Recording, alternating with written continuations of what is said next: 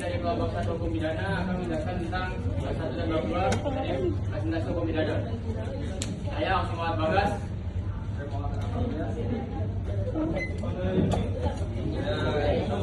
Saya Yoga Kisahmuna.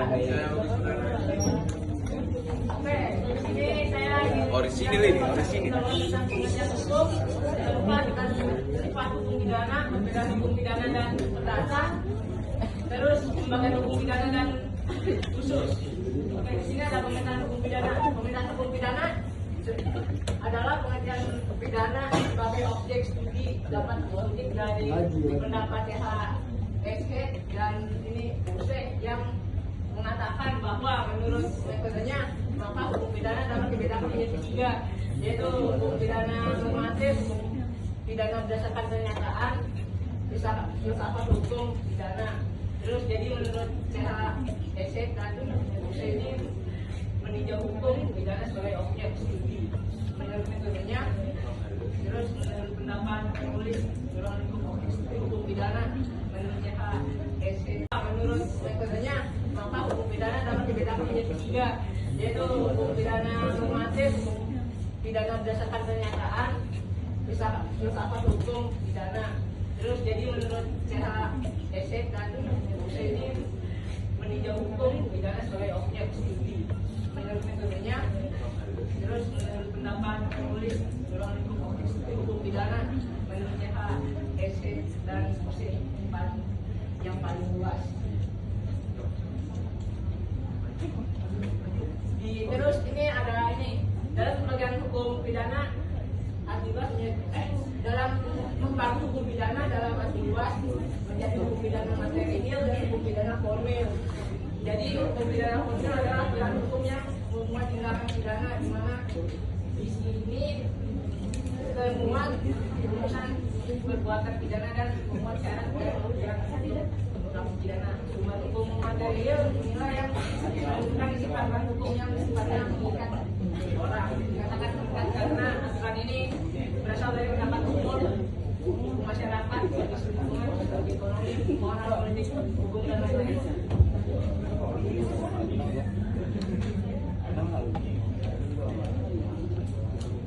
Hukum pidana material terutama tercantum dalam kualifikasi yaitu KUHP. Di samping itu terdapat juga di dalam undang-undang Yang sifatnya mengikat orang. Dikatakan mengikat karena aturan ini berasal dari pendapat umum masyarakat, isu lingkungan, ekonomi, moral, politik, hukum dan lain-lain.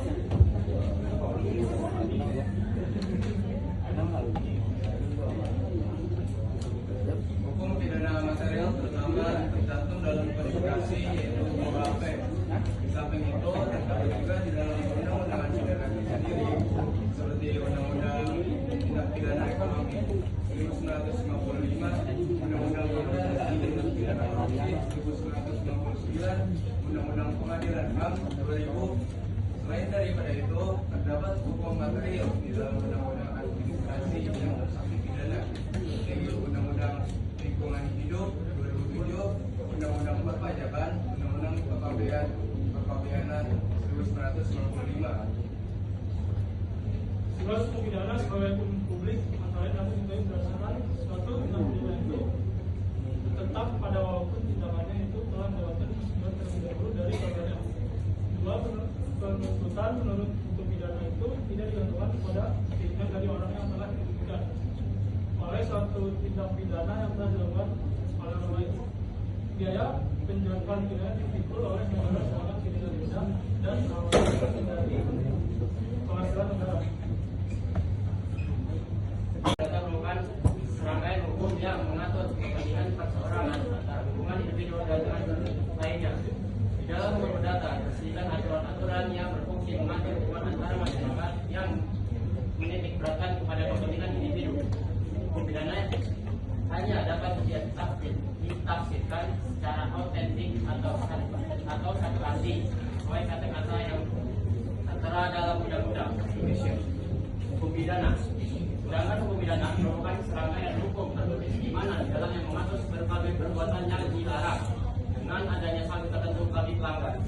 Sementara isi hukum pidana berisi hak-hak dan kepentingan individu. sebagai anggota masyarakat dan hubungan dengan antara negara sebagai pemilik kekuasaan dalam mengatur tata tertib.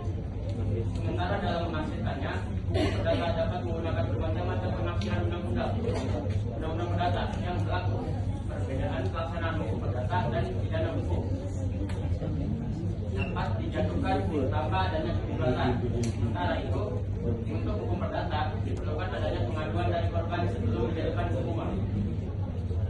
Hukum pidana secara umum hukum pidana berfungsi untuk mengatur kehidupan masyarakat agar dapat tercipta dan terpeliharanya kehidupan umum manusia dalam usaha untuk memenuhi kebutuhan dan kepentingan kehidupannya yang berbeda-beda, terkadang mengalami pertentangan antara satu dengan yang lain. Menghukum mati terdakwa, tapi hukum kita tidak bicara hanya tentang bunuh karena ada hak asasi manusia, sehingga kepentingan lain itu akan ditafsirkan melalui tafsir hukum itu, bahwa Sambo itu sedang tersumut emosi, sedang ada di bawah tekanan dan sebagainya gitu loh.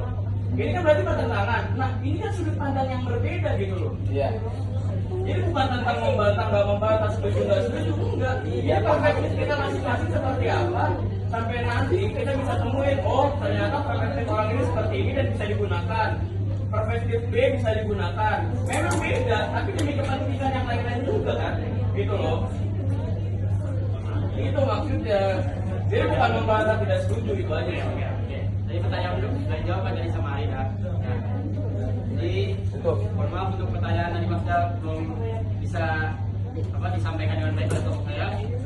Dan dari kelompok saya ingin menutup presentasi kali ini.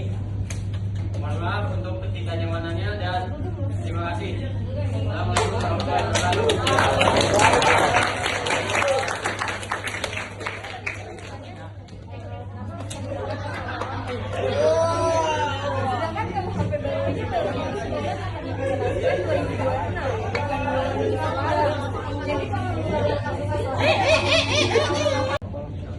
Hukum pidana umum. Hukum pidana umum yaitu pidana yang berlaku terhadap setiap penduduk, berlaku untuk setiap siapapun juga di seluruh wilayah Indonesia kecuali anggota tentara.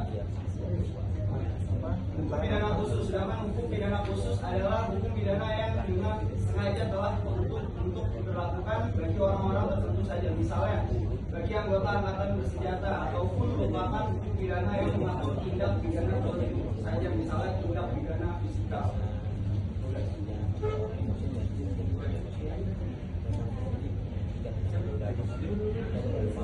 Pembagian zaman. Ada 5 pembagian zaman di Indonesia, yaitu zaman VOC, zaman Hindia Belanda, zaman Jepang, zaman kemerdekaan dan zaman KUHP baru. Di sini ada zaman VOC diambil hukum adat pidana yang berlaku bagi penduduk Indonesia oleh proses VOC mula-mula diberlakukan pelakat-pelakat yang berisi hukum pidana pada tahun 1942. Bapak Stop Van Jas Nistie di Batavia yang mendapat tugas dari Gubernur Jenderal Van Dien merampungkan suatu himpunan plakat-plakat yang diberi nama Statuten Van Batavia pada tahun 1650. Himpunan itu disahkan oleh Heren Seventie. Menurut Burets, hukum yang berlaku di daerah yang dikuasai oleh VOC ialah: 1. Ada hukum statuta yang termuat di plakat-plakat yang diberi nama Statuten Van Batavia pada tahun 1650. Himpunan itu disahkan oleh Heren Seventie. Menurut Burets, hukum yang berlaku di daerah yang dikuasai oleh VOC ialah: 1. Ada hukum statuta yang termuat di dalam Statuten Van Batavia. Terus kedua ada hukum Belanda kuno, dan ketiga yang terakhir asas hukum Romawi.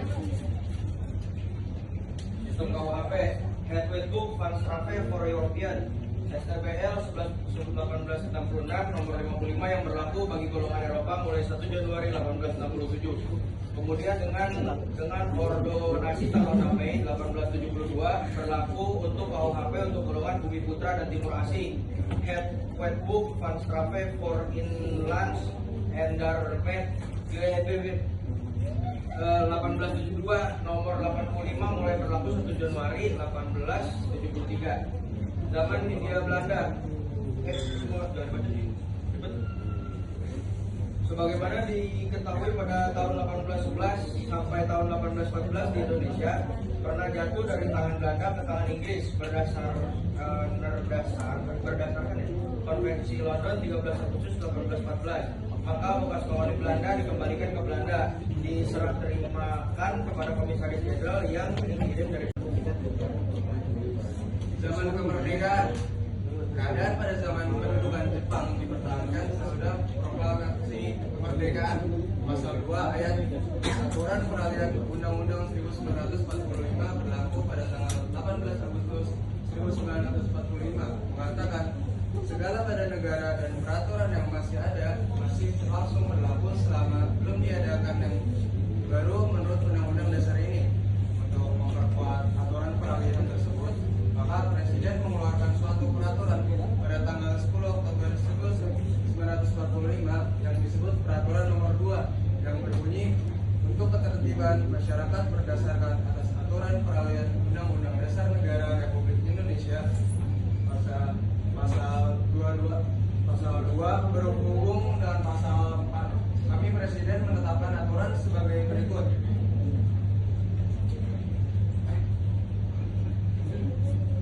Tetapi menurut Antiksio masih terdapat beberapa masalah yang Indonesia pasal jiwa di antara faktornya, yaitu sebagai berikut: 1. Masalah ketentuan pasal 1 ayat 2 yang menunjukkan bahwa jika tidak dipermanfaatkan undangan sesudah perbuatan dilakukan, maka terhadap terdakwa dikenakan ketentuan yang paling menentukan. 2. Pasal 1 doa ditandangkan oleh Undang-Undang Nomor 8 Tahun pernah jatuh dari tangan Belanda ke tangan Inggris berdasarkan Konvensi London 13 Agustus 1814. Maka bekas koloni Belanda dikembalikan ke Belanda, diserah terimakan kepada Komisaris Jenderal yang dikirim dari Belanda.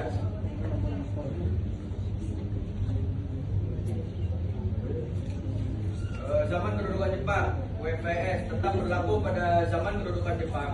Hal ini didasarkan pada Undang-Undang Osamu Serei Nomor 1 Tahun 1942 yang mulai berlaku pada tanggal 7 Maret 1942 sebagai pengaturan peralihan Jawa dan Madura.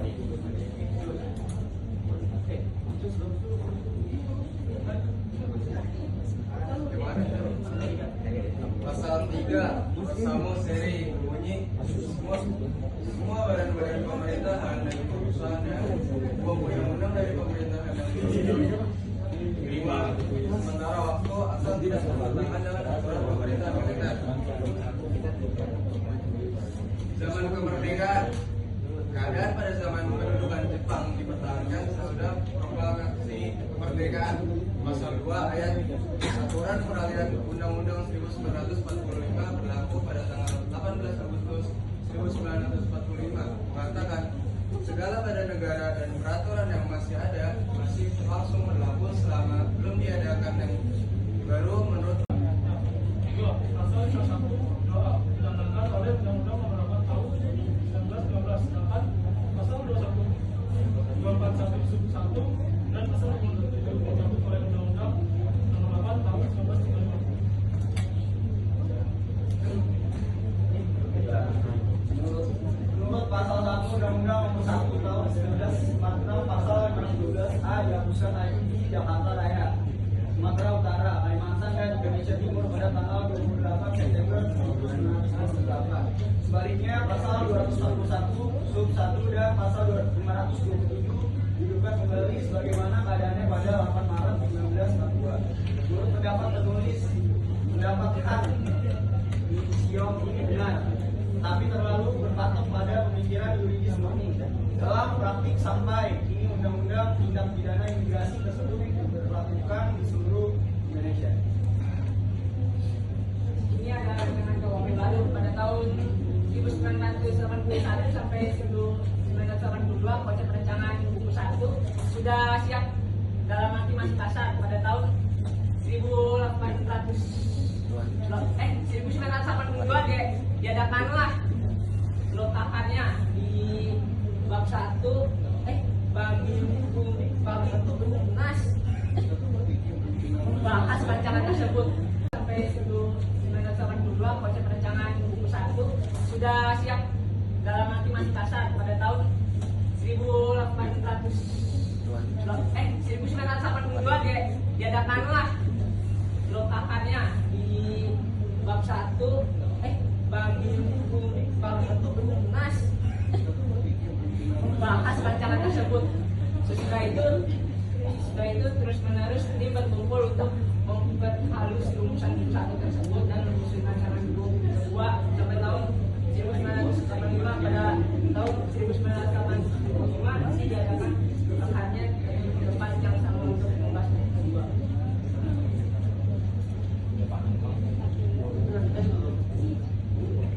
Lanjutannya, perbedaan menjawab antara rancangan dan KUHP lama ialah rancangan terdiri hanya atas 2 buku, sedangkan KUHP lama yang sama dengan WPS Belanda terdiri dari 3 buku. Dengan sendirinya perbedaan antara delik kejahatan dan delik pelanggaran rancangan telah ditiadakan. Jadi sama dengan KUHP Jerman, Jepang, Korea dan lain-lain, akan tetapi materi buku 95% sama dengan KUHP lama dan WPS Belanda. Sekian dari kami. Apakah ada pertanyaan? Kami memberikan 2 pertanyaan. Ya, hari KUHP Jerman, Jepang, Korea dan lain-lain, akan tetapi materi buku 95% sama dengan KUHP lama dan WPS Belanda. Sekian dari kami. Apakah ada pertanyaan? Kami memberikan 2 pertanyaan. Ya, hari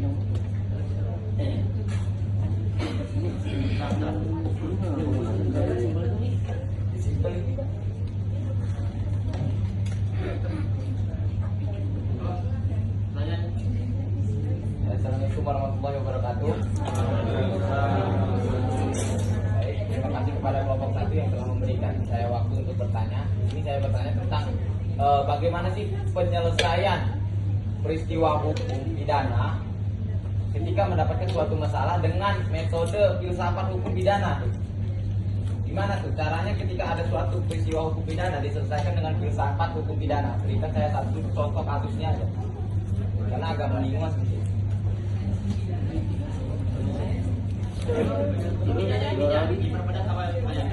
Ya, bagaimana cara penyelesaian kasus dengan filsafat hukum pidana? Minta contohnya juga.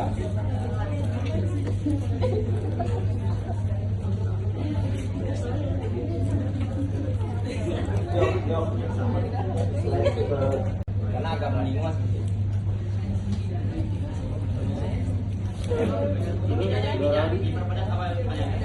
Ya, bagaimana cara penyelesaian kasus dengan filsafat hukum pidana? Minta contohnya juga.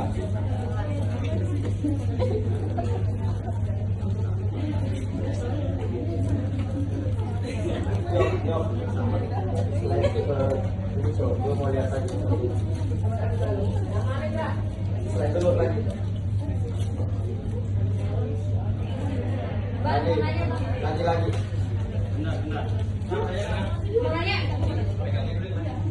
benar. Ada kan? Lagi. Dua doang ya. Lagi. Satu lagi siapa? Lagi. Mazda itu.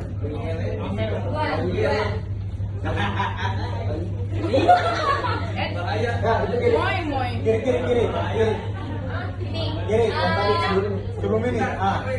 Lagi. Sebelum. Sebelum jam 2. Khusus. Ya, ini.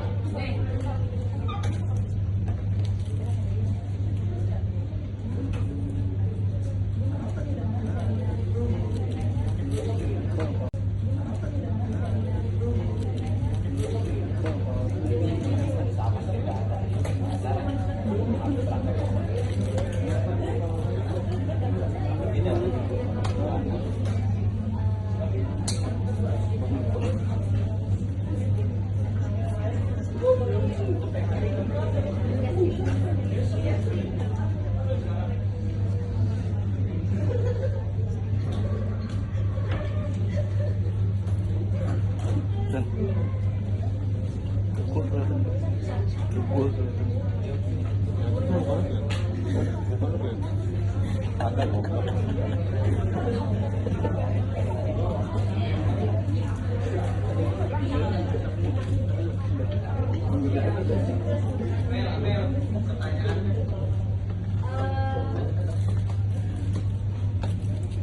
kan tadi nanya duluan. Yaudah kalau gitu Mas Edi.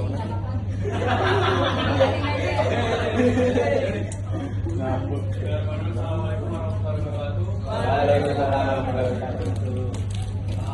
Saya ingin bertanya mengenai hukum pidana yang tadi kelompok saudara sampaikan.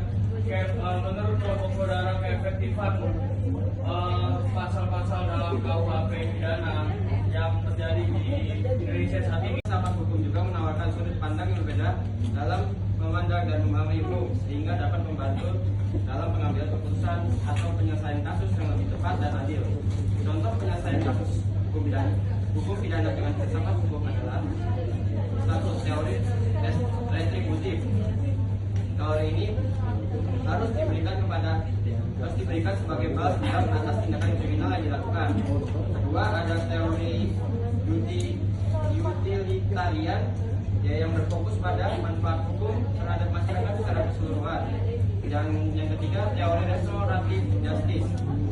Teori ini memandang hukum bahwa tujuan pidana bukan hanya untuk memberikan hukum atas tindakan kriminal, tetapi juga untuk memulihkan hubungan sosial dan moral yang rusak akibat kejahatan. Dan sekian, Arif. Oke, terima kasih.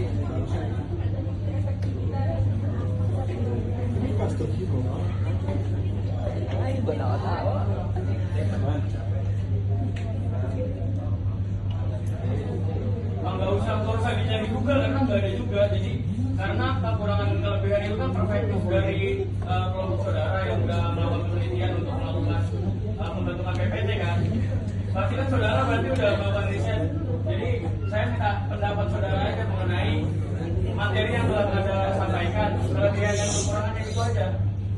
Karena Anda sampaikan, menurut kelompok saudara keefektifan pasal-pasal dalam KUHP pidana yang terjadi di Indonesia saat ini, yang terbaru ya, KUHP terbaru, efektif apa atau bahkan mungkin KUHP yang lama silakan dibahas juga mengenai keefektifannya di dalam masyarakat, karena tingkat pelanggaran pidana di Indonesia adalah salah satu yang tertinggi di ASEAN. Jadi menurut pendapat saudara, mungkin kelompok saudara bisa menambahkan, menyebutkan kelebihan atau kekurangan dari KUH pidana yang tidak punya syarat. Intinya kelebihan dan Kelebihan dan kekurangan dan efektivitasnya terhadap masyarakat saat ini.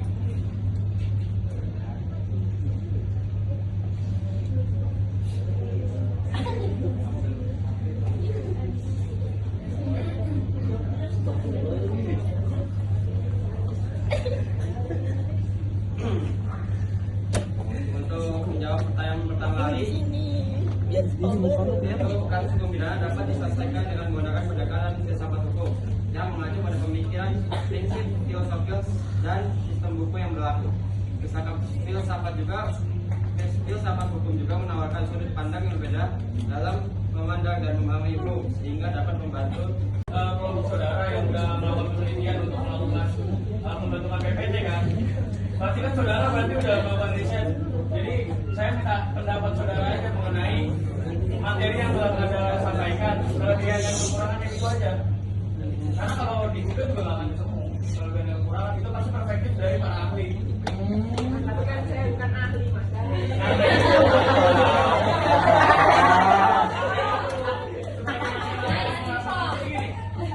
Undang-undang itu kan tidak hanya dirasakan oleh para ahli, nanti itu sebagai masyarakat juga bisa menilai gitu loh.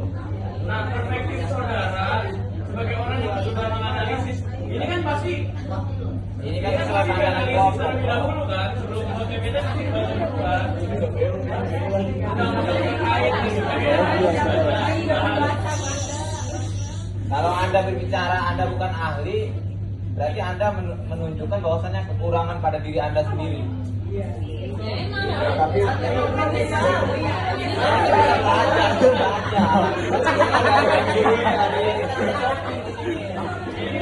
baca.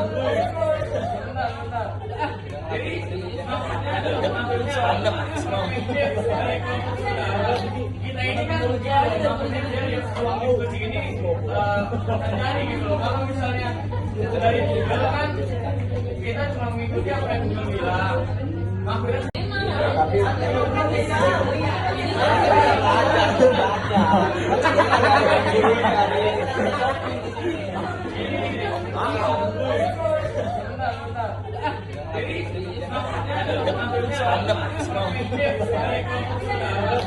kita ini kan ruang diskusi ini terjadi gitu loh. Kalau misalnya dari Google kan kita cuma mengikuti apa yang Google bilang.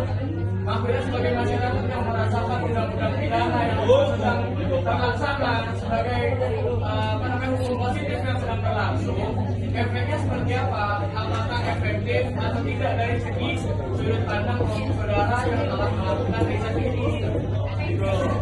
Contoh pelanggaran-pelanggaran yang bisa terjadi berada kurang efektif, mungkin dari perspektif saudara. Ada juga penjalan dari hukum pidana, misalnya pelanggaran hukum KPK yang hukum pencuri gitu ya. Itu kan ada hukum undang-undang juga. Nah itu berarti efektif karena bisa ketahuan atau sebagainya kan kayak gitu. Nah pendapat kelompok saudara seperti apa?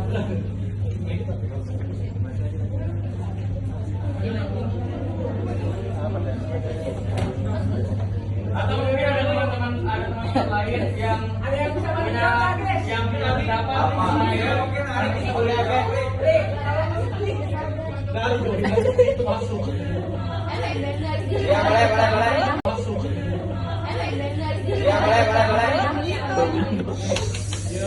Oke, maaf saya ambil alih pertanyaannya ya. Kalau saya analisis dari penjelasan tadi sih, menurut saya sih dari PPT yang mereka paparkan sedemikian rupa itu bahwasanya mereka lebih mengutamakan teori daripada hukum pidana yang lama, KUHP yang lama. Karena dari segi kelengkapan kasusnya saja lebih terperinci KUHP yang lama kan. Contoh kasus yang baru nih, penyelesaian kasus Sambo tuh. Seharusnya kan pada KUHP lama beliau langsung dihukum mati gitu. Cuman kalau untuk di yang sekarang itu harus melewati masa percobaan selama 10 tahun gitu kan. Nah, kalau menurut pandangan saya sendiri di situ tidak efektif ketika diterjunkan untuk masyarakat gitu. Karena masalahnya ini dia menghilangkan nyawa seseorang. Seharusnya dibayar dengan nyawa juga kan sesuai dengan peraturan yang tertera gitu. Kalau nyawa dibayar nyawa itu hukum adat atau hukum kami sih? Boleh. Karena kan ada nyawa dibalas nyawa kan hukum adat. Tapi kalau Sambo mati gimana? Hukum adat, tapi pengadilan hukum adat juga. Sebentar, tapi statement tersebut Kalau nyawa dibayar nyawa itu hukum adat atau hukum kami sih? Boleh. Karena kan ada nyawa dibalas nyawa kan hukum adat. Tapi kalau Sambo mati gimana? Hukum adat, tapi pengadilan hukum adat juga. Sebentar, tapi statement tersebut bertentangan dengan tadi yang dibahas mengenai filsafat hukum. Iya. Tapi itu bertentangan. Jadi kalau misalnya ngomong ya itu harusnya ada hukum mati dia secara undang-undang memang kita sebagai orang contoh kalau misalnya keputusan itu disesuaikan sama si penuntut, kemauan penuntut itu pasti pengennya hukuman yang terberat. Tapi sesuai undang-undang yang berlaku dengan tadi dibahas nih tentang teori filsafat hukum. Maka ini kan pasti kan soal Sambo ini ditafsirkan sebagai ketika Sambo melakukan pembunuhan itu dalam keadaan emosional. Kan kemarin sudah disampaikan oleh pengacara itu dalam keadaan emosional tidak terkendali. Dan ada juga undang-undang yang membahas terkait orang yang memang membunuh tanpa direncana, tanpa ini atau dalam pengaruh lain gitu loh. Kayak Sambo ini kan semut emosi karena kejadiannya pagi dia dikasih malam dikasih kabar, paginya kejadian gitu loh. Ya. Oke, saya potong. Tadi kan beliau meminta jawaban dari kami, dari kelompok ini opsi kan. Kita sebagai orang contoh, kalau misalnya keputusan itu disesuaikan sama si penuntut, kemauan penuntut, itu pasti pengennya hukuman yang terberat. Tapi sesuai undang-undang yang berlaku dan tadi dibahas nih tentang teori filsafat hukum. Maka ini kan pasti kan soal Sambo ini ditafsirkan sebagai ketika Sambo melakukan pembunuhan itu dalam keadaan emosional, kan kemarin sudah disampaikan oleh pengacara itu dalam keadaan emosional tidak terkendali. Dan ada juga undang-undang yang membahas terkait orang yang memang membunuh tanpa direncana, tanpa ini atau dalam pengaruh lain gitu loh. Kayak Sambo ini kan tersungut emosi karena kejadiannya pagi dia dikasih pagi dia malam dikasih kabar, paginya kejadian gitu loh. Ya. Oke, saya potong. Tadi kan beliau meminta jawaban dari kami, dari kelompok ini opsi kan. Kemudian dilempar kepada saya. Saya memberikan perspektif menurut saya sendiri. Kenapa Anda memberikan perspektif Anda ketika saya sudah menjawab gitu? Berarti Anda sudah tahu jawabannya gitu kan? Anda tidak bertanya mengenai tentang iya paham. Anda bertanya tentang perspektif kan Anda membantahnya mengenai perspektif Anda sendiri gitu. Ini bukan tentang membantah, ini tentang kita lihat dari materi yang telah disampaikan. Ya ini saya kan tadi terkait menghukum mati terdakwa, tapi hukum kita tidak bicara hanya tentang bunuh karena ada hak asasi manusia, sehingga kepentingan lain itu akan ditafsirkan melalui tafsir hukum itu bahwa Sambo itu sedang tersungut emosi, sedang ada di bawah tekanan dan sebagainya gitu loh. Ini kan berarti bertentangan. Nah, ini kan sudut pandang yang berbeda gitu loh. Iya. Ini bukan tentang membantah nggak membantah, setuju nggak setuju, enggak. Ini perspektif kita masing-masing seperti apa sampai nanti kita bisa temuin, oh ternyata perspektif orang ini seperti ini dan bisa digunakan. Perspektif B bisa digunakan. Memang beda, tapi demi kepentingan yang lain-lain juga kan, gitu loh.